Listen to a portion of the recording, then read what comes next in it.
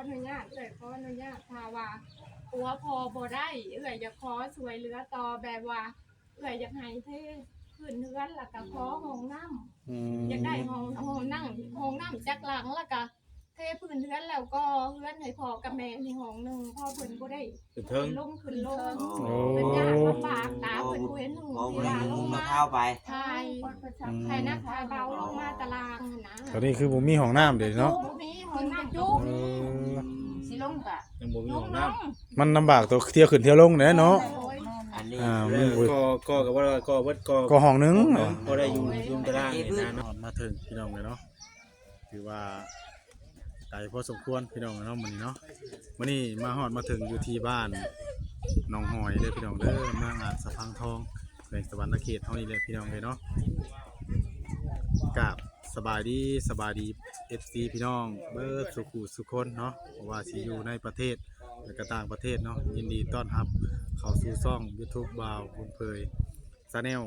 อีกแล้วพี่น้องเลยเนาะพบกับช่องบ่าวบุญเผยมื้อนี้ก็มาหาอีกครอบครัวหนึงพี่น้องเนาะเพิ่นก็ได้โทรมาหาทางบ่แซนเนาะขอความช่วยเหลือพี่น้องเนาะเพราะว่าทางผู้ขอความช่วยเหลือนี่เพิ่นตาบอดหรือว่าตาบ่เห็นหุ่งพี่น้องเนาะก็เคยไปผ่าตัดตามาแล้วเนาะหลังจากไปผ่าตัดเมียเนาะเมียมาแล้วก็เห็นหุ่งผู้เป็นเมียนะอันนี้ก็ตามทางลูกสาวเพิ่นเว้าให้ฟังพี่น้องเนาะวันนี้หลังจากที่ว่าตัดเมียเห็นหุ่งแล้วก็เอาผัวไปตัดบัดเนาะเอาผัวไปผ่าตัดตาต่อเอาไปแล้วก็มันบ่คือของเมียว่าซั่นนะตัดมาแล้วบัดบ่เห็นหุ่งบอดเบิดซองพี่น้องเนาะไปซะอยากรู้เรื่องราวใดๆเข้าไปเบิ่งไปชมนํกันเด้อพี่น้องเด้อเนาะไปนี่แหละเฮือนบ้านซองเพิ่นก็ได้เป็นศาลบ้านซองบ้านห้วยมากัน4คนมื้อนี้ก็ได้กำลังนึ่งข้าวเนาะมีโอกาสได้ขึ้นมาทางนี้โด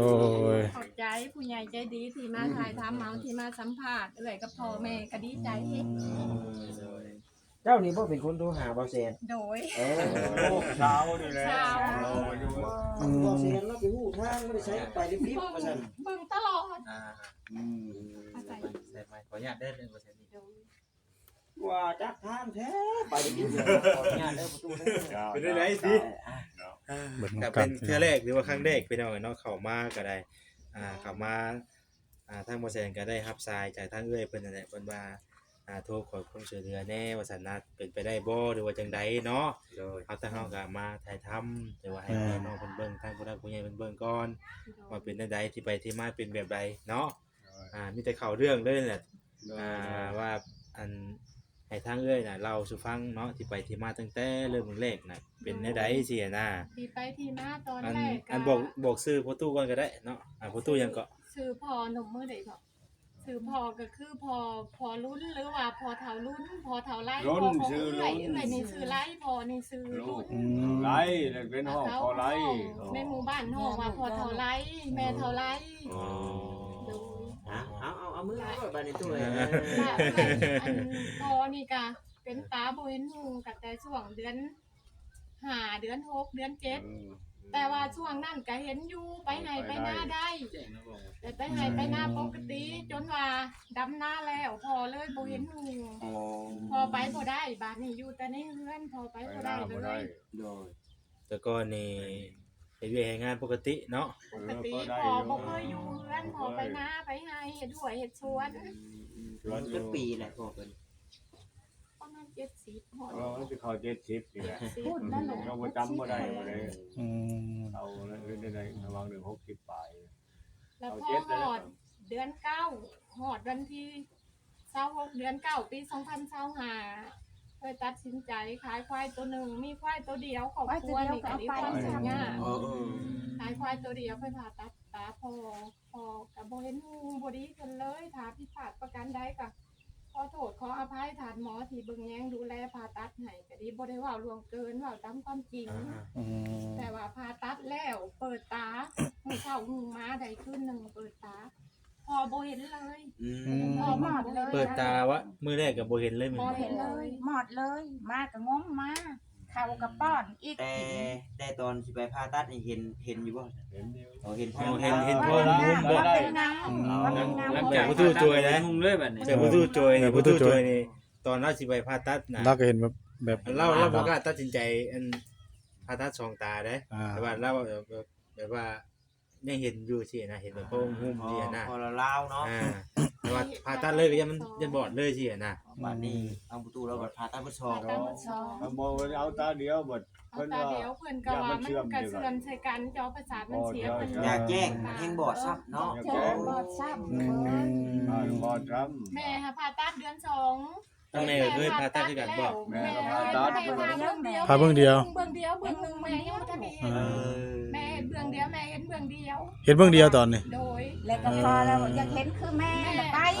คิดว่าพอหันเสียนแจ้ง แต่ว่าทางแม่นี่เห็นปกติ เห็น เบ่สองเลยบ่ พอเบื้องนี้ยังเป็นเดียวเบื้องนี้ยังบ่ทันได้ผ่า เห็นเบิ่งเดียวเห็นเบิ่งเห็นนี่แห โด ละ ย เออ เออ แม่เบิ่ง คือตอนนี้น่ะบ่เห็นหยังเลยมันบ่ บ่เห็นเพียง บ่เลยบ่เห็น บ่เห็นมิดจริง มันเป็นสีมันเป็นสีแบบใด เป็นเงาหน่อยนึ เป็ ง นสีแบบอะไรเป็นบ่แม่นสีมืดบ่มันเป็นแบบ สีบ่ได้เพิ่นถาม สีมันหมอกเป็นควันเป็นหยังเป็นหมอก ถ้าเที่ยวเห็นตอนนี้นะ นางนี่บ่เห็นเลยบ่พอได้ยินแต่เสียงเนาะ ได้ยินได้เสียงนี่แหละ แต่เสียง โหลดมา2คันก็ถาม ลูกมาสำคัญกันมิดแต่น้องว่าน้อง ยังคือน้องรถมาใกล้เกิดเจอในใจนอน อืม เจ้าดามน้ำนอนวิ่งแดดนอนอยู่หั่น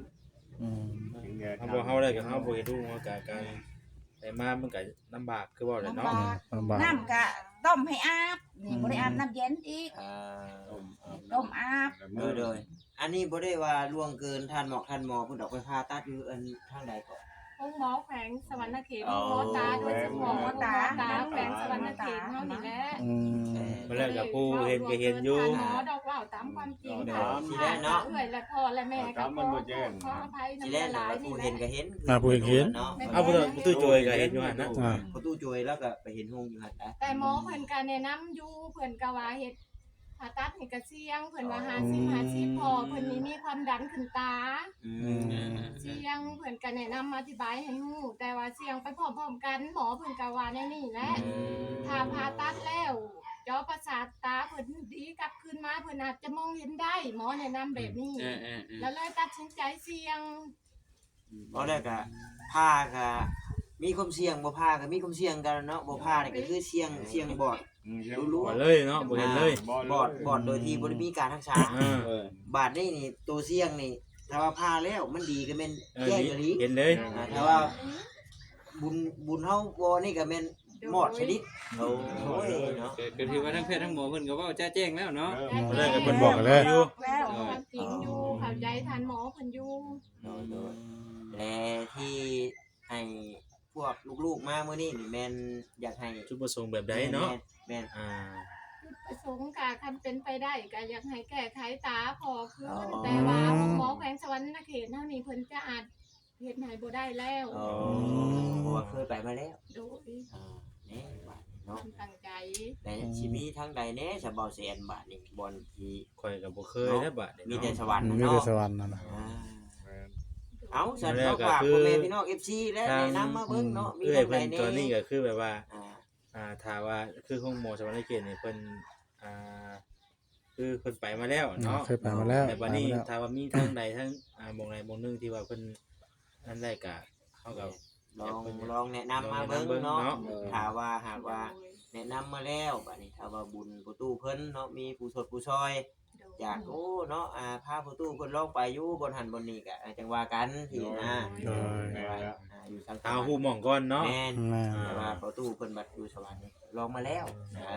ไปคือไปตู้นี่ก็แจ้งอยู่สวรรค์แน่นี่ มีแจ้งดีจังบ่แจ้งแต่เบื้องที่บ่ได้ผ่าตัดเบื้อง ผ่าตัดนี่เท่าใดก็อันที่ว่าค่าใช้จ่ายแบบ ค่าใช้จ่ายหั่นเอื้อยจ่ายรวมไปมื้อที่แล้วหั่นเสีย10ล้าน อืม เสีย10ล้านถ้ามีดหั่นหมอเพิ่นว่าอันใส่เลนส์4ล้าน5เพิ่นเลนส์มันเป็นของแท้ตัวนี้ค่ะถ้าใส่เลนส์ธรรมดานี่บ่ได้ตาเพิ่นเสียแฮงหมอแนะนำให้ใส่เลนส์4ล้าน5 2เลนส์หั่นผู้ที่9ล้านบาทนี่รวมทั้งค่ายุค่ายาเพิ่นให้จ่าย10ล้านเอื้อย กระจายไปเลย10 ล้าน โดย แล้วบัดนี้หันมือสิกลับออกมาเพิ่นก็จัดค่ายุกค่ายาให้อีกรวมทั้งค่ารถค่าล่างมาบ้านผู้ที่เสียอีกล้านหนึงมื้อสิกลับมาผู้ที่เป็น11 ล้าน11 ล้านบาทนี่ขึ้นมาได้2 อาทิตย์เพิ่นนัดให้ลงไปกวดคืนเอื้อยกับพ่อก็พากันลงไป แล้วจ่ายค่ายา500,000รวมทั้งค่ายุค่ารถค่าล่างกลับบ้านกลับไปกลับมากับประมาณล้านหนึงผู้ที่รวมๆนี่หมด12 ล้านเฉพาะเงินขายควายตัวเดียวของพ่อหันได้11 ล้าน โอ้ ก็ถือว่าเป็นปัวใส่กับตานี่เบิดเลยเนาะ โดย ตาเลย กล้วยตัวนึงเพื่อมากกว่าตา โด ไป ย ห้องตานี่แหละไม่แก้ อืม เพราะว่าจะสิไปใช้อีกใบเนาะพี่น้อง โด เนาะ ยทาวาอันขออนุญาตขออนุญาตทาวาปัวพอบ่ได้อยากขอสวยเหลือต่อแบบว่าอยากให้เทขึ้นเฮือนแล้วก็ขอห้องน้ำ อืม อยากได้ห้องน้ำจักหลังแล้วก็เทพื้นเฮือนแล้วก็เฮือนให้พ่อกับแม่ในห้องหนึงพ่อเพิ่นบ่ได้ เป็นเทิง ขึ้นลง โอ้ เป็นยากลำบากตาเพิ่นบ่เห็นหู โอ้ ที่ บ่ได้ ว่าล งู ง มา มา เข้าไป ทายทายนักทายเบาลงมาตารางนะ ตอนนี้คือบ่มีห้องน้ำเด้เนาะ บ่มีห้องน้ำจุ๊บ เออ สิลงกะ ยังบ่มี ล ห้ ง อง ล น้ำ ง มันลำบากตัวเที่ยวขึ้นเที่ยวลงเด้เนาะ อันนี้ อ่า เออก็กับว่าก็เบิดก็ ก็ห้องนึง ก็ได้อยู่ยุมตารางนี่นะเนาะ เออ อันนี้คือเอื้อยเพิ่นบ่ได้เว้าอ้อมครอบได้พี่น้องเนาะเพิ่นเว้าในสิ่งที่เพิ่นอยากได้มาโลดเนาะบ่ได้ว่าเว้าบายเบี่ยงเนาะในสิ่งที่เพิ่นอยากได้เพิ่นซื้อออกมา โดย เออความจริงเลยเนาะ แบบตาม อ ที่ ยาก เพิ่น ช่วยเหลือ ว่า พ่อแม่ที่ว่า แล้วก็คืออยากให้ความสะดวก ความสะดวก กับแม่ ความสะดวกให้ เฮ็ด พ่อ ไว้ กับ ก็ลู แม่ กขึ้นกับจุงขึ้นลงไปจุงลง คือทางเอ้ยสิเฮ็ดสิสร้างให้ก็ เอื้อยกับบุมีเอื้อยกับวันว่าวและครอบครัวเอื้อยกับ โอ้ก็พวกเอื้อยจังหากว่า เอื้อยอยู่บ้านต่อหน้าหาบ้านอาจารย์หาบ้านสะพรน่ะบ้านเอื้อยเอื้อยเมื่ออยู่น้ำพัวเอื้อยเมื่อเรื่องพัวว่าจังซั่นจ้ะ เองนี่อยู่ช่องเท่านี่ น้องเท่า มีอีกลูกสาวเพื่อนอยู่นะเพิ่นกลับไปมา อ๋อ ลูกสาวกับลูกเคย โดย คันสิเฮ็ดมามือเพิ่น เชิญสิเฮ็ด นอ ให้ นไหนนอนหน้า ส่วน ได้ นี้ให้ทางพ่อแม่กับทาง ได้ เพื่อน น กั อน นนะ แบบว่าบ่คือกันเพราะฉะนั้นซะเอาทางลูกก็ได้ พอเพิ่นก็พอแต่กุ้มเจ้าของเนาะ โอ้ย แต่บัดนี้เอื้อยเพิ่นก็เลยเนาะถ้าว่าปัวบ่มีเงินค่าชุมค่าปัวหรือว่าถ้าผู้รักผู้ใหญ่ทานใดเนาะอยากช่วยในด้านนี้สินะ ๆอ่า หรือว่าโอ้ยเนาะพอแล้วเนาะหรือว่าไปหาหมอยันบ่ดีบ่เช้าอยากช่วยเรื่องของน้ำหรือว่าที่พื้นแล้วก็ก่อให้เราห้องนึงก็สาธุเราอะเนาะ บ่ได้อยู่เลยเศร้าสะดวก สะดวก แต่ว่าเขาบ่ได้ต้องการ คือ ได้ เพิ่น นี่ นี่ นะ นะ หรือว่า เพื่อความสะดวกสบายของพ่อกับแม่เนาะบ่อยากให้ขึ้นลงเนาะ คนบ่เห็นหุ่งได้เนาะ แม่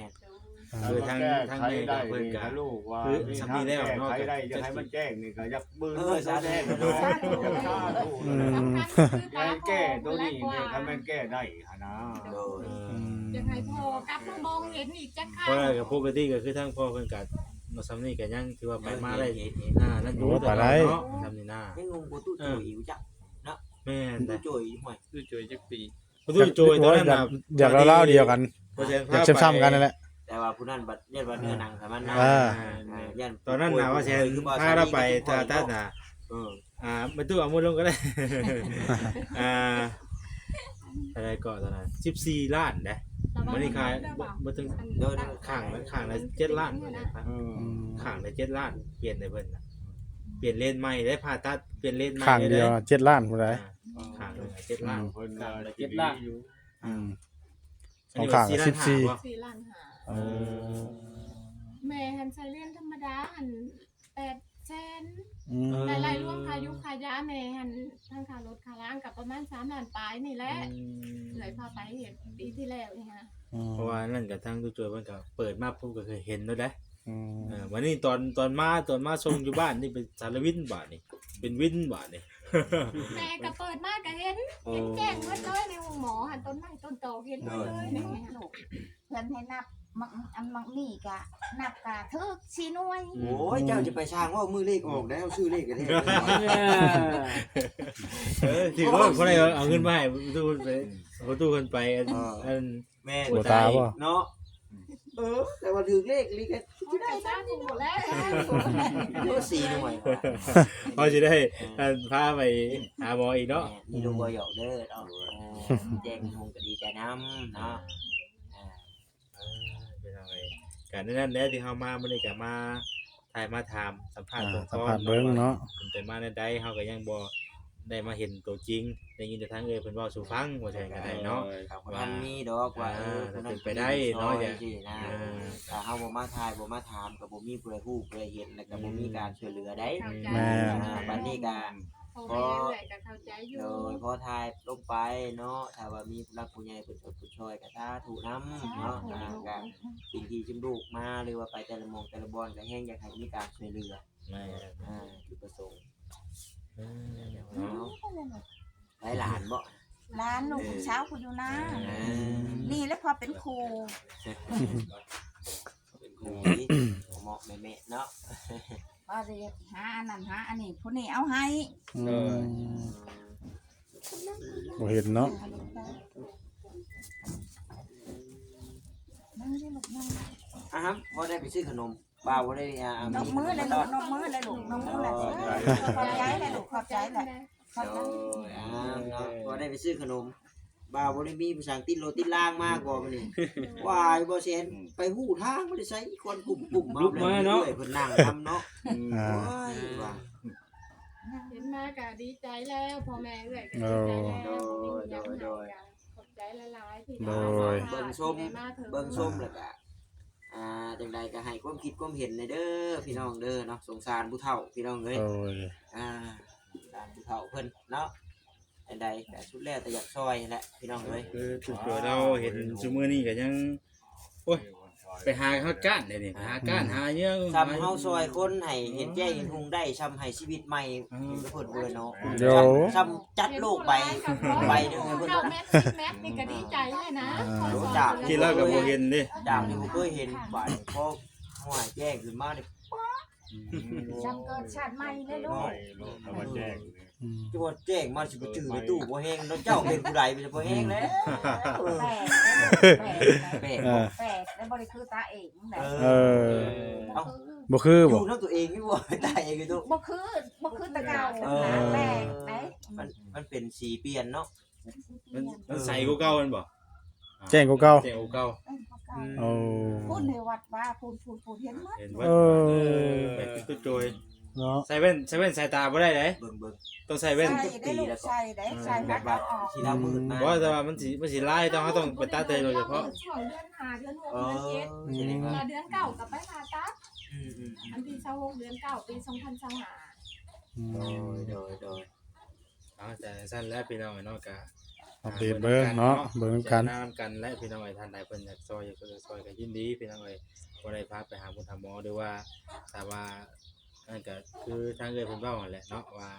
จะได้ห้องน้ำครับ ห้องน้ำ เฮ็ดก่อห้องบ่ได้อัน เทพื้นแล้วก็ก่อห้องให้เราเนาะ อยู่ พร้อมให้เราเที่ยวขึ้นเที่ยวลงเฮือน ในสิ่งที่เพิ่นขออย่างที่2ถ้าว่าเนาะซอยพอทางด้านตาบ่เห็นก็พอซอยบ่ให้ความลำบากแก่เพิ่นปานใดสิเนาะนี่ก็คือในความเป็นห่วงในของลูกก็ถ้าที่เฮ็ดในพ่อด้วยน้ำพักน้ำแรงเจ้าของกับบ่แห้งบ่ถึงว่าอะไรก็ได้อยู่หากินพอคุ้มเจ้าของก็บ่แห้งแล้วเนาะแต่ว่าเป็นหยังคืออยากให้ผู้อื่นเข้ามาช่วยเหลือกันย้อนเฮานี่แหละอยากให้พ่อเนาะได้อยู่สะดวกสบายก็อยากให้เห็นหุ้งพี่น้องในนามลูกคนนึงอะไรก็ได้ โดย แจ้งแล้วมาที่นู้น ได้พอแล้วเอาได้เอาได้สักวันพอแล้วขอบใจทางแซมขอบใจที่ส่งมาให้เราได้ค่ะ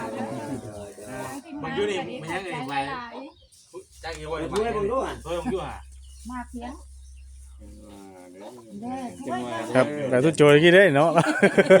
เออตุ้โจยชองแล้วนี่ เปิ้ลบ่แม่ชื่อพ่อมาเปิ้ลทำน้ำในร้านบอกน้องมาเปิ้ลเปิ้ลมันจับเลยแล้วเข้าไป โ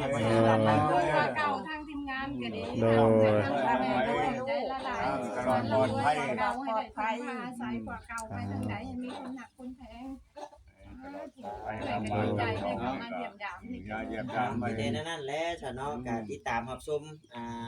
ต่อไปพี่น้องเนาะถ้าว่าต้องการช่วยเหลือก็กลับเข้ามาพี่น้องหรือว่าถ้าผู้รับผู้ใหญ่ท่านใดอยากให้เข้ามาอัปเดตให้เป็นสะพานบุญกับทางทีมงานก็ยินดีเด้อพี่น้องเด้อแต่ว่ามื้อนี้ก็ทางบอต้าก็บ่มีหยังมาฝากมาต้อนเนาะพี่น้องเนาะนี่แหละมาถ่ายเนาะ ถ่ายทำเนาะให้เบิ่ง ไปชมน้ำกันตามทางเอื้อยเพิ่นว่าเข้ามาเบิ่งแน่เนาะเป็นจังใดก็ได้หรือบ่ได้ก็ให้พี่น้องเข้ามาเบิ่งแน่ว่าซั่นเนาะเอ้า ไปเอา เข้า กัน มาแล้ว เนาะ พี่น้องเอ้ย แล้วเขาบอกเข้าใจหลาย โอ้ เออรับด้วยปลอดภัย ทางนี้ผู้ใหญ่ใจดีเข้ามาช่วยเหลือกันแห่งเป็นการดีซะ เนาะ กลับกันบ่เจ้ากับบัดนี้ กลับนำกัน เพื่อบ้านคนละลูก ลูกขออนุญาตนะกดไลค์เด้อ เอาสู้ๆเนาะเอาเบิดก่อนเนาะ แม่นๆเอา ไปพี่น้องเอ้ยก็รู้เรื่องราวของทางพ่อเพิ่นแหละเนาะถึงสิบ่ได้ตากับคืนก็เพิ่นก็ขอให้เทพื้นให้เพิ่นกับเฮ็ดห้องน้ำให้เราเนาะเราขอความช่วยเหลือนะบ้านห้วยพี่น้องเอ้ยเอาขอบคุณ FC พี่น้องเบิดทุกคนทุกท่านเด้อที่เข้ามาติดตามเป็นกำลังใจทั้งเบาเผยแต่ต้นจนจบกับบุคคลข่าวโฆษณาบอลเผยไปพี่น้องฝากกดไลค์กดแชร์กดติดตามไปเด้อพี่น้องเด้อเนาะสำหรับคลิปนี้ลาพี่ลาน้องไปเด้อเนาะสบายดีบาย